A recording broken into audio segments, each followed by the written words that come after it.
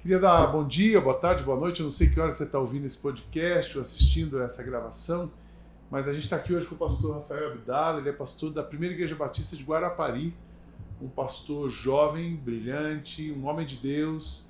E o assunto que a gente escolheu para conversar um pouquinho com ele é sobre liderança, especialmente a liderança nessas novas gerações ou liderança no mundo de hoje.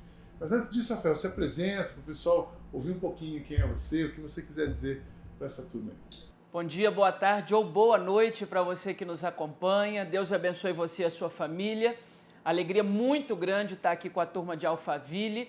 Um abraço carinhoso para você, direto de Guarapari, balneário mais bonito do estado do Espírito Santo. Eu sou pastor lá da Primeira Igreja Batista, como o pastor Sidney falou, estamos lá trabalhando e servindo ao Senhor. Legal. Rafael, vamos começar falando sobre liderança. Quando a ONU fala dos gigantes que assolam a humanidade, ela lista ali 17 gigantes, e um deles é a ausência de liderança altruísta no mundo. Como é que é a sua visão sobre o papel de liderança, o que está acontecendo no mundo hoje? Fala um pouco para a gente da sua visão sobre isso. Tá. Não tem como negar que há expoentes líderes no nosso país e no mundo. Nós não chegaríamos ao avanço que chegamos, sob o ponto de vista tecnológico, acadêmico, sem grandes líderes. Ao meu ver, esses líderes são muito bem-sucedidos no ramo em que atuam, mas cometem uma falha, que é o de passar o bastão. Há um vácuo de liderança. Em todas as gerações. Você tem um número de gente que chegou muito alto e faz negócios, business em alturas que eu nem imagino, mas que falharam em transicionar. Meio Juízes 2, na Bíblia Sagrada, depois da geração de Josué, veio uma outra geração e na próxima eles já não conheciam o Senhor e começaram a servir tantos outros deuses da época dos cananeus. Então hoje, para mim, a dificuldade não é a ausência de grandes líderes. Temos, talvez, a ausência de grandes líderes altruístas que deem margem para o outro, para a nova geração. Interessante. Mas você acha que isso é mais intenso numa geração, menos intenso na outra? Você é um pastor jovem, você é um líder jovem, jovem na idade, maduro, não significa imaturo, mas maduro, mas um líder jovem, dessa geração de agora. Você acha que essa diferença, esse vácuo, se acentua nos mais novos ou nos mais velhos, no meio? Eu acho que eu estou aqui no meio, tem líder mais velho, você é mais novo. Na minha geração, por exemplo, eu vejo uma carência. Como é que você vê na sua, na mais velho? Vou dar uma de velho agora, né? Tem um cantor que eu admiro, um compositor brasileiro, Belchior. Ele compôs uma baita de uma música profética nas décadas de lá atrás, que fez sucesso, claro, na voz de Elis Regina, Como os Nossos Pais. Ele sustenta que eles venceram e o sinal está fechado para nós que somos jovens. Isso vem desde sempre. Eu acho que eu colho algo que na sua juventude você colheu e que na outra foi colhida também, mas eu acho que a solução, acredito que a solução está passando de geração em geração com o mesmo erro. Qual é o erro? O erro de não preparar e não investir no jovem. Um exemplo, eu sou um pastor jovem numa igreja histórica e geralmente quando as pessoas me apresentam, não é o seu caso, mas em outros ambientes, o pastor é isso, apesar de jovem. Porém é jovem. É também jovem. Como se o ser jovem fosse um demérito. Uma desqualificação. Eu preciso pesar uma balança. Tem uma série de características positivas aqui, só que ele é jovem. Aí, equilibrar o pêndulo. Então, o primeiro ponto para mim é esse.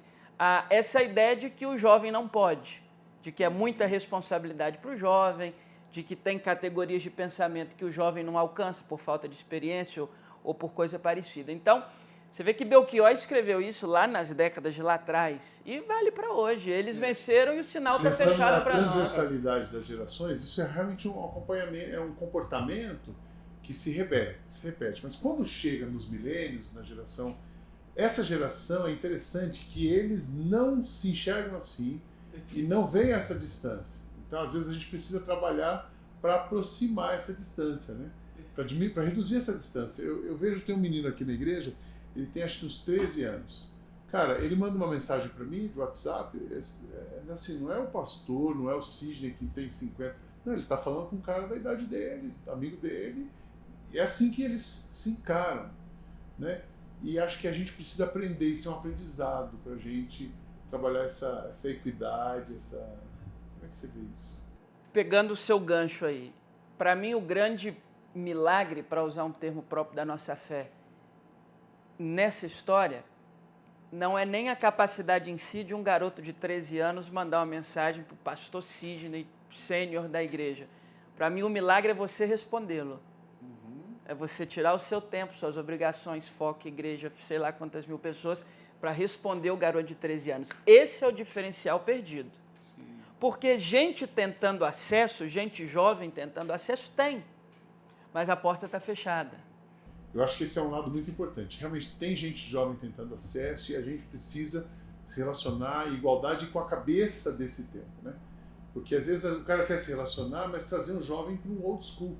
O Francis Schaeffer, ele dizia que você pegar um jovem e esperar que ele se amolde ao padrão que está estabelecido é uma violência. E às vezes a gente comete essa violência, né?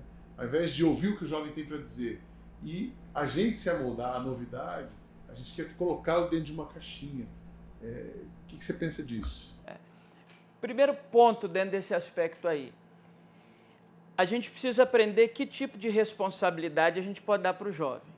Obviamente que tem coisas que excedem, não sobre o crivo da capacidade, mas sobre o crivo etário, por exemplo. O cara não tem idade para saber, o garoto de 13 anos não tem idade para assumir determinadas colocações. Agora, é preciso que se entenda, e esse é o meu grande clamor quando se fala em liderança jovem, é preciso que se entenda, primeiro, a necessidade de identificar essa turma, quem são eles, não são todos, as gerações vão passando e há também uma apatia na nova geração, uma apatia espiritual, uma apatia acadêmica, de estudo.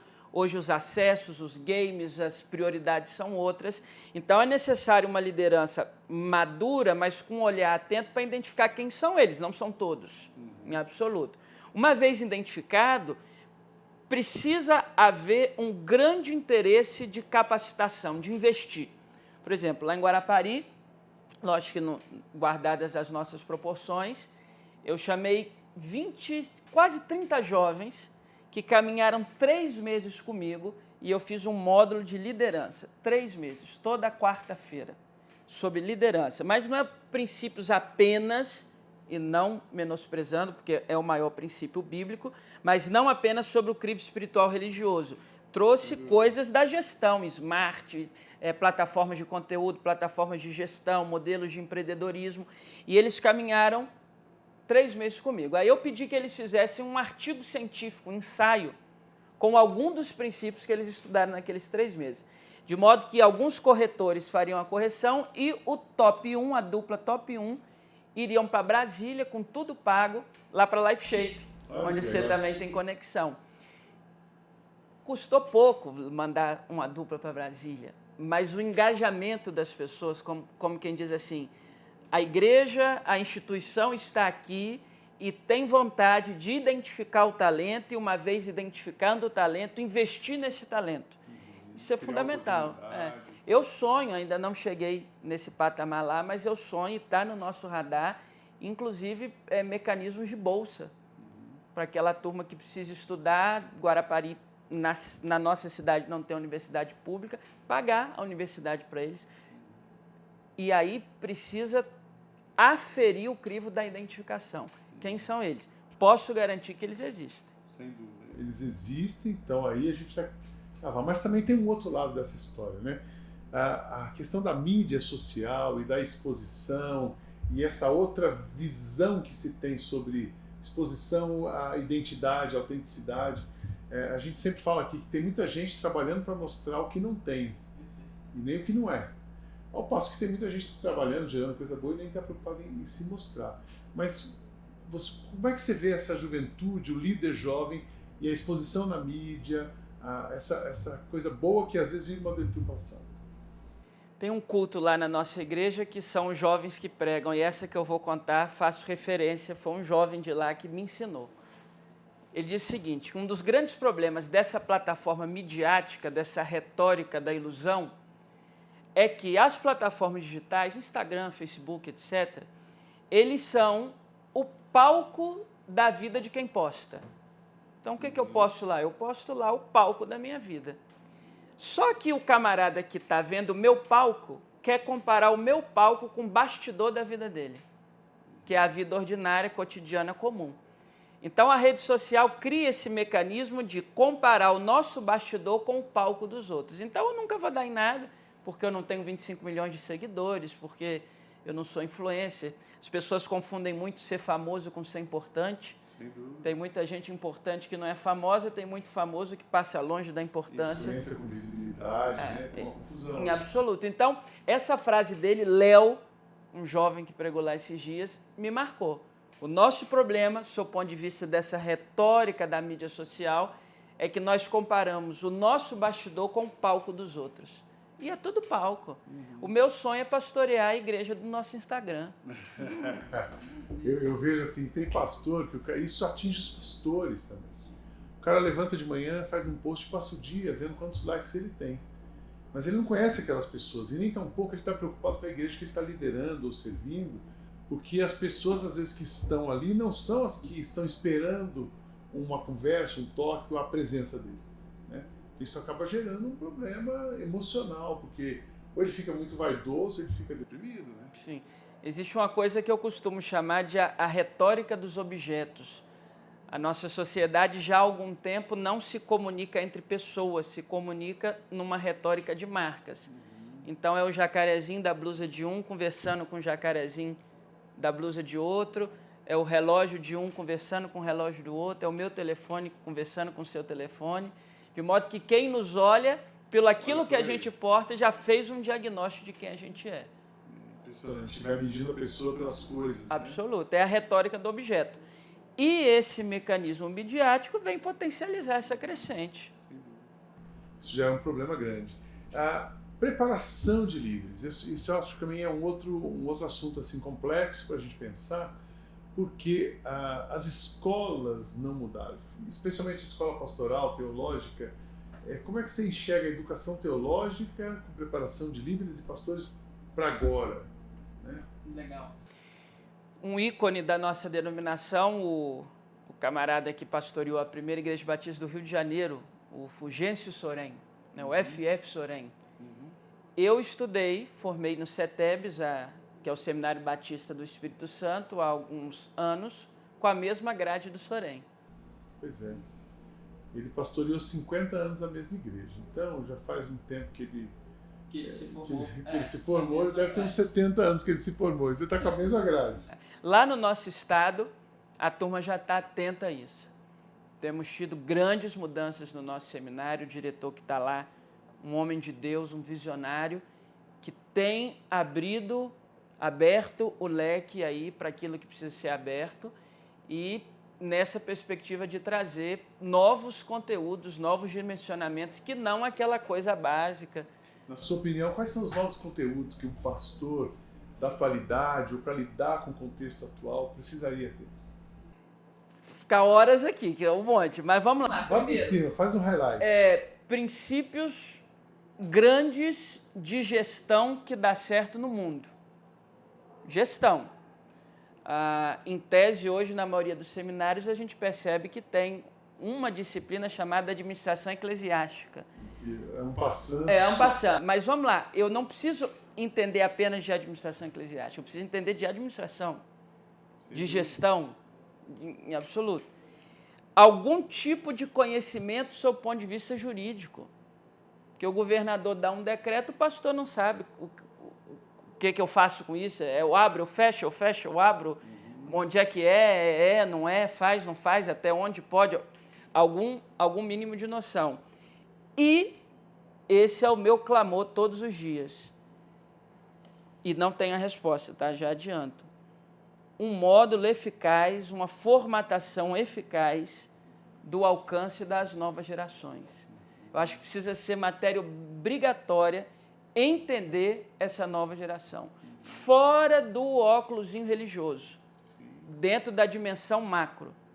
Seria quase uma formação, um estudo de semiótica para ler a leitura da realidade interpretação dos códigos culturais dessa geração, né? Eu também tenho pensado aqui, por exemplo, as lideranças, as disciplinas novas, o pastor precisa entender de alma. Então, a preparação hoje do novo pastor deve entender de coração, entender um pouco de psicologia, entender um pouco das... Hoje a linguagem do mundo é a terapia. Então, entender as correntes terapêuticas e como que você pode criar comunidades terapêuticas, né? Tem tanta coisa que a gente vai se distanciando porque fica fora da realidade. Os problemas hoje são complexos, as soluções não serão pontuais, mas precisa ter uma formação diversificada, né, para que a gente possa investir, realmente ter líderes, porque tem muita igreja precisando de um pastor e tem muito pastor sem igreja, porque a igreja precisa de outro tipo de pastor. Sim. Né? E parar de tentar responder pergunta que não tem ninguém mais fazendo. O nosso problema é que a gente perde muito tempo tentando responder pergunta que não tem ninguém fazendo. O que o meu jovem aprende no domingo que o ajuda a enfrentar a faculdade de segunda? Aliás, o que enfrentar? Na sua opinião, qual é o maior obstáculo, desafio, problema que um jovem precisa enfrentar na segunda-feira? Vamos lá, se esse jovem está no ambiente acadêmico, coisa que eu sou absolutamente favorável a que o jovem tenha grandes inserções no ambiente acadêmico, mas ele é confrontado todos os dias sob o ponto de vista da fé. E aqui eu não quero dar um de legalista de goela, não. Gente que usa da cátedra para afrontar a fé alheia. Os jovens enfrentam isso toda segunda-feira.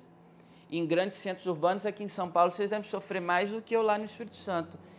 Isso é uma crescente, porque são argumentos sólidos. Esses dias eu tive que aprender o que é o trilema de Munchausen.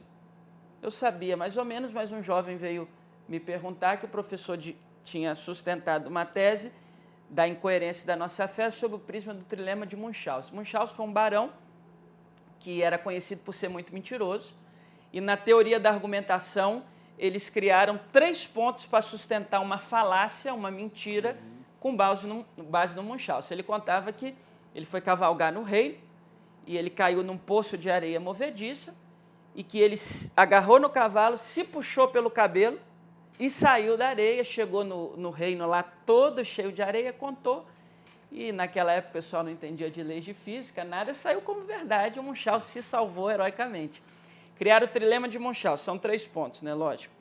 Primeiro, regressa ao infinito. Quer provar uma falácia? O mundo é redondo? Não é uma falácia, eu não sou do terraplanismo, não, fica tranquilo. Mas por quê? Porque ele é redondo. Mas por quê? Porque é redondo. Mas por quê? Porque é redondo. Regressa ao infinito. Né? Segundo, petição de princípio, ou argumento de autoridade. Isso é assim porque fulano disse. Isso é assim porque o grande doutor fulano disse que é. Então você foge de ter que sustentar a sua premissa porque alguém já disse isso. E terceiro é o que eles chamam de argumento ad absurdum. Você, para sair da conversa, dá uma surtada e começa a falar de outra coisa. O mundo é redondo porque a grama é verde e vai embora. E aí o professor estava sustentando que é assim que funciona com a nossa fé. Primeiro, ela é uma falácia porque regride ao infinito. Deus existe? Por quê? Porque ele é o Criador. Mas por que ele é o Criador? Porque ele existe. Mas por que ele existe? Porque ele criou todas as coisas. Ou, segundo ponto, por argumento de autoridade. Ele existe porque a Bíblia diz. Ele existe porque as Escrituras dizem. Ele existe porque o meu pastor falou. Ou o argumento que para eles é ad absurdo, ele existe porque eu sinto. Então o professor foi com a metralhadora para cima do sujeito e ele não sabia. Não tinha a mínima noção de uma apologética contemporânea, fora de livrinho, para dizer assim, não, professor, peraí, não é petição de princípio, não é argumento de autoridade, não é regresso ao infinito, não é ad absurdo, peraí. Antes de Munchausen ele era, e vamos conversar aqui. Então, hoje, para mim, a preparação que ele precisa ter é para enfrentar essa crescente e aprender a sê-lo de uma forma coerente. Porque tem um camarada também que chega... Eu já entendi que aqui em São Paulo esculachar não é palavrão. Ele chega para esculachar, para ser o crente chato, o moralista de goela, o apoiador dos costumes conservadores de 1970.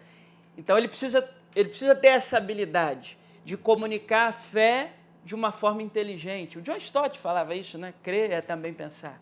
E é tão interessante, você citou um cara, filosofia, princípios de direito, interpretação, só que muitos jovens hoje não estão nem interessados nisso.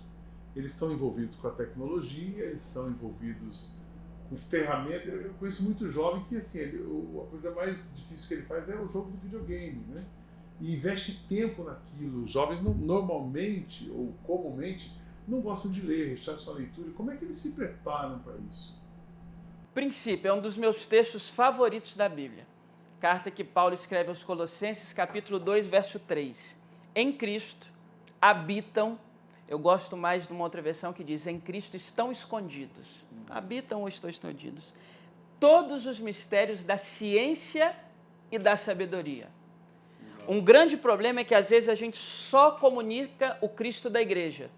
Só comunica o Cristo religioso, o Cristo da fé, o Cristo do batismo, e a gente esquece de comunicar o Cristo da vacina, o Cristo da ciência, o Cristo da tecnologia, o Cristo da... Ele, por ele, para ele. Todas as coisas, e não só a do nosso cercadinho. Então, se existe um videogame é porque toda a ciência tecnológica habita num ser que a tudo abraça e diante de quem tudo vem e vai, que é Cristo. Eu queria... o nosso podcast é meio rápido aqui. O Rafa, ele tem um canal, você pode acompanhar no Instagram, também a PIB de Guarapari tem programas de televisão. O Rafa fala com muita gente. O Rafa é o nosso jeito carinhoso de chamar o Pastor Rafael. Então você pode acessar as mídias dele e falar com ele. Aqui no Revival essa semana ele também é um pregador hoje. Então se você for para o YouTube da IBM Alphaville, você vai ver a pregação, vai ouvir a mensagem que ele... Nós já tivemos com ele hoje aqui durante a manhã. Especial demais ouvi-lo. Então você pode acompanhar o pastor Rafael em outros ambientes, continuar dialogando. Mas, Rafael, que conselho você daria para um líder mais velho ir na direção de um líder mais jovem? E depois um conselho que você daria para um líder mais jovem ir na direção de um líder mais velho? Fazer essa conexão de gerações.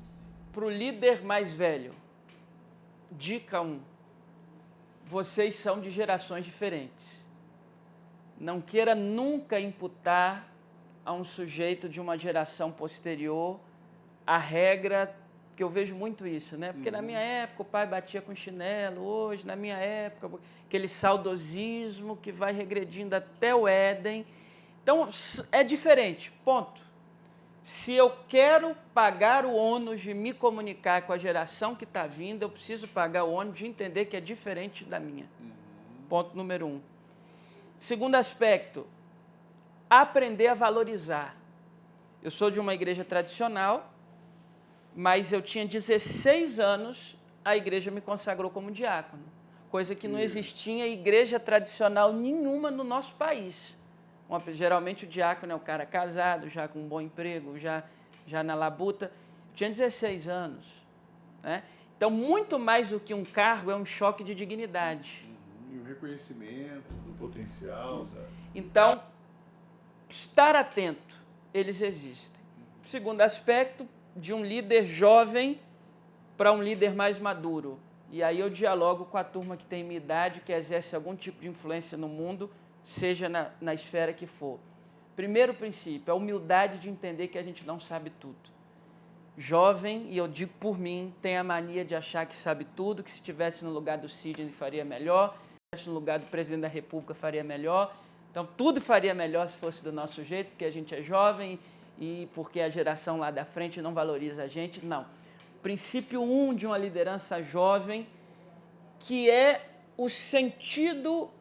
E eu diria assim, uma autorização espiritual para Deus colocar a mão e te guiar para caminhos altos. Seja humilde. E não humilde de goela, assim, de palavras. Humildade de saber que não sabe tudo, que precisa aprender, que a gente só enxerga mais alto nos ombros dos gigantes. Então procure estar perto de gente boa, não se isole, não deixe nunca que o diabo coloque na sua mente a ideia de que as coisas só vão funcionar se for do seu jeito atual, jovem, dentro daquela sua grande ideia litúrgica ou para o mundo melhor e etc. Esse é o conselho 1. A juventude de influência precisa aprender que tem a fila do pão e que tem gente que está lá antes e que tem muita coisa para passar para a gente e para aprender. Segundo, não se isole. As relações hoje são muito digitais. A gente chama de amigo o cara que a gente conversa pela rede social. Amigo é estar perto. Pague o preço de vir aqui e de aprender com pessoas boas. Hoje, eu vim aqui como preletor em Alphaville, mas eu já vim aqui 2 vezes. A primeira na Target, fiz minhas economias, vi. A segunda, você não estava, mas eu vim com o meu ministro de música conversar com o Hugo. Viemos aqui, sentamos, aprendemos pra caramba, voltamos para lá. Hoje venho como preletor, mas precisa ter um investimento para estar junto. Invista, não se isole, procure gente boa. Tem muita gente boa de todas as gerações possíveis. E terceiro e último, para a turma que é jovem, não despreze o dom que há em ti. Hoje a gente está numa sociedade, eu falo isso muito lá na igreja, o garoto tem 4 anos, já faz xadrez, inglês, espanhol, preparatório para concurso público, italiano, mandarim, e tem tempo para tudo e não tem tempo de ser criança. E aí, quando ele cresce, já incutem na cabeça dele que ele tem que ser ou médico, ou engenheiro, ou advogado. E nós estamos calando as nossas vocações. Se você sente um chamado, se você é vocacionado para uma obra específica, faça, não tenha medo. Se não é, saiba que você é vocacionado para, no lugar que você transita, ser referência, não da obra de uma igreja, de um projeto de igreja, mas ser uma referência da obra de Cristo. Porque dele, por ele, para ele são todas as coisas. Amém. Tem um provérbio africano que diz a história do leão novo e do leão velho. O leão velho, ele sabe onde tem a caça, mas ele não tem mais força para ir até lá. E o leão novo tem a força, ele consegue correr, estrangular e trazer a comida, mas ele não sabe onde ela está. Então, para que ninguém morra de fome, os dois precisam trabalhar juntos. Um dizendo onde está, o outro correndo para chegar, e os dois juntos depois dividem a refeição. Então, líderes são líderes, independente da faixa etária, com potenciais diferentes, com formatações e dons diferentes, mas trabalharem juntos para mudar a realidade e mudar esse mundo. Muito obrigado por estar com a gente, é um prazer sempre ter você aqui. Você veio como preletor e seja a primeira de muitas, e a gente está andando junto, como preletor, como amigo, como parceiro, somos companheiros de jornada. Amém. Deus continue te abençoando. Deus abençoe você, obrigado por ter estado conosco.